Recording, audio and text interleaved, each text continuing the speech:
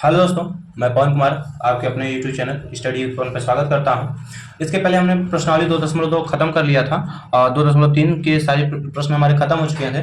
अब देखिए अगला प्रश्नावली हमारे पास है। तो अगला प्रश्नावली मतलब चैप्टर 3 है, दो चर वाले रैखिक समीकरण एवं युग्म। तो उसके आज पहला वीडियो है, तो आइए कुछ बेसिक जानकारी ले लेते हैं इसके बारे में, उसके बाद हम प्रश्नावली की तरफ बढ़ेंगे। तो देखिए पहली बात तो याद रखिएगा कि दो चर वाले जो रैखिक समीकरण होंगे उनका एक व्यापक रूप होता है। वो क्या होता है कि एक व्यापक रूप होता है। ये फार्मूले की तरफ यूज कर सकते हैं आप, ये व्यापक रूप है। तो देखिए इसका व्यापक रूप होता है कि ए एक्स और प्लस बी एक्स और बराबर सी। ये जो है आपका व्यापक रूप है। ये और रैखिक है क्योंकि देखिए इसकी घात एक है, ये है। और चर इसलिए है क्योंकि ये इसमें ए है और इसमें बी है, इसलिए चर है। और देखिए यहाँ जहाँ याद रखिएगा कि जो ये ए और ये कमा बी और ये सी जो है ये आपके रियल नंबर होंगे। क्या होंगे? रियल नंबर होंगे। तो आइए कुछ एग्जांपल लेते हैं ताकि आपको समझ में आ जाए। तो एग्जांपल के तौर पे जैसे और ले लेते हैं संख्या कि देखिए जैसे हो जाएगा 2x प्लस 3y बराबर 5। तो देखिए जो आपके ये हैं ये रैखिक चर हो जाएंगे 2 और 3। और रैखिक इसलिए होंगे क्योंकि इनके पावर देखिए x के पावर कुछ नहीं है न y की पावर कुछ है, तो इसलिए देखिए रैखिक हो जाएंगे। और दूसरा ले लेते हैं, जैसे देखिए आपका हो जाएगा x माइनस 2y और बराबर 3। तो देखिए ये इस तरह। और तीसरा एक और जैसे आपको समझा सकते हैं कि x माइनस वाई बराबर 7। तो जब इस तरह के क्वेश्चन लिखे तो आपको इतना याद रखिएगा और इतना ध्यान में आ जाना चाहिए कि ये रैखिक समीकरण है। तो आइए, ये दो चर वाले रैखिक समीकरण है, इतना ध्यान में आ जाना चाहिए। तो आइए देखते हैं अब अगला हेडिंग क्या है और अगली टॉपिक के बारे में जानेंगे। और देखिए अगली हेडिंग आपकी हो जाएगी कि दो चर वाले समीकरण युग्म। जो समीकरण युग्म होगा आपका तो वो क्या होगा, देखिए देखते हैं। तो जैसे हो जाएगा आपका कि A one X plus B one Y बराबर सी वन। तो एक ये हो जाएगा और एक आपके इसी के साथ चलेगा कि A two X plus B two Y बराबर सी टू। देखिए ये याद रखिएगा क्योंकि जब आप सवालों को सॉल्व करने लगेंगे तो इनकी ज़रूरत पड़ेगी। ये आप चाहे फार्मूले की तौर पे रख के याद रखिएगा और चाहे आप इसको थ्योरी के रूप में रख के याद कर सकते हैं, कोई दिक्कत नहीं होगी।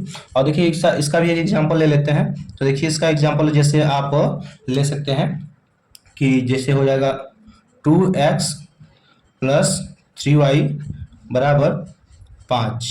और जस्ट इसके नीचे हो जाएगा तो x माइनस वाई बराबर 7। देखिए एक एग्जांपल ये हो गया।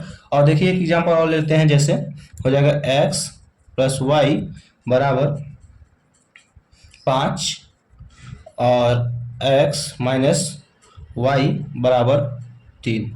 तो देखिए इस दो एग्जाम्पल बहुत हैं और आगे सवालों को जब हम सॉल्व करेंगे तो अब अच्छे से समझ में आ जाएगा हम लोगों को, आप लोगों को भी समझ में आ जाएगा और हम प्रयास करेंगे बहुत अच्छे वे में आपको समझा सकें। और देखिए अगला टॉपिक में आते हैं। देखिए क्या है अगला टॉपिक। देखिए हमारे पास है दो रेखाओं की स्थिति। ये रही दो रेखाओं की स्थिति। जब दो रेखाओं की स्थिति हमें ज्ञात करना होगा तो ये याद रखिएगा कि देखिए पहला जो है ये पहला है, इस तरह से बना रहेगा। और जो ये रेखा है आपका, ये जो रेखा है इसे कहेंगे प्रतिच्छेद। क्या कहेंगे? प्रतिच्छेदित कर रही है, तो प्रतिच्छेदित हो जाएगी ये। और देखिए एक रेखा ऐसी होगी आपके पास सामने ऐसे पड़ी होगी, ऐसे सीधा इस तरह और ऐसे समांतर ये। और ये रेखा को क्या कहेंगे आप? समांतर। क्या कहेंगे? समांतर। ये समांतर हुई। और देखिए एक और है कि देखिए जैसे हमारी एक रेखा है कि ऐसे गई हुई है और जस्ट इसी के ऊपर एक और रेखा हो ना, जस्ट इसी के जस्ट ऊपर, तो इसे कहेंगे आप समपाती। क्या कहेंगे? समपाती। तो ये तीन रेखाएं हैं पूरे प्रश्नावली में, हमें ये तीन ही रेखा देखने को मिलेंगी, तो ये याद रखिएगा। और देखिए अगला हेडिंग क्या है, आइए देखते हैं अगली हेडिंग के बारे में।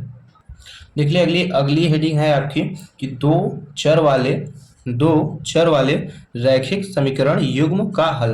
तो देखिए जो दो चर वाले रैखिक समीकरण युग्म का जो हल है तो देखिए वो होता क्या है कि a1x प्लस b1y बराबर c1। और दूसरा क्या होगा? a2x प्लस b2y बराबर c2।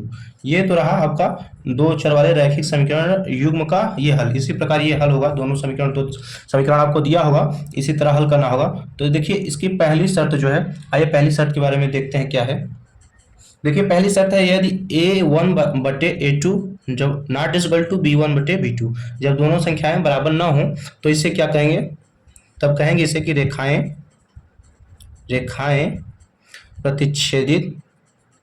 प्रतिच्छेदित एवं केवल एक हल, केवल एक हल होगा। अगर दोनों संख्या बराबर ना हो तो केवल एक हल होगा, या इसी को हम कह सकते हैं अद्वितीय हल या संगत, ये हम कह सकते हैं इसको। और देखिए इसी के एक तीसरा टाइप का है, दूसरे टाइप में क्या है तो उसे देखते हैं। तो देखिए दूसरा है आपका, यदि a1/a2 बराबर b1/b2 और नॉट इक्वल टू c1/c2, मतलब दो तो a और b तो बराबर है लेकिन c बराबर ना हो, तब आप क्या कहेंगे कि रेखाएं समांतर एवं कोई हल नहीं होगा, कोई हल नहीं होगा। और इसी को आप कह सकते हैं असंगत, क्या कह सकते हैं कि असंगत समीकरण युग्म। इसी को भाई दो तीन शब्दों में कह सकते हैं, तो इसको ये भी कह सकते हैं। तो ये दो तो आपको समझ में आया होगा, और आइए तीसरे के बारे में देखते हैं। देखिए तीसरा है कि a1/a2 बराबर b1/b2 बराबर c1/c2। अगर आपको तीनों देखिए, जब तीनों बराबर हों तो आप लिख सकते हैं कि रेखाएं समपाती एवं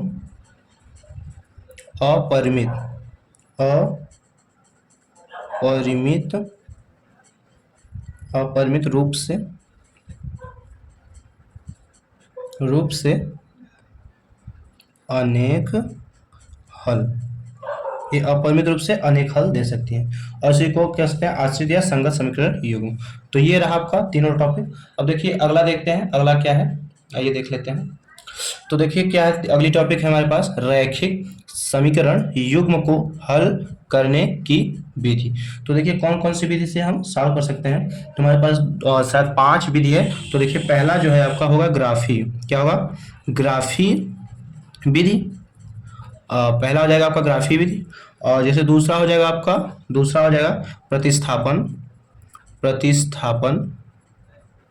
प्रतिस्थापन, और तीसरा जो है आपका वो हो जाएगा विलोपन,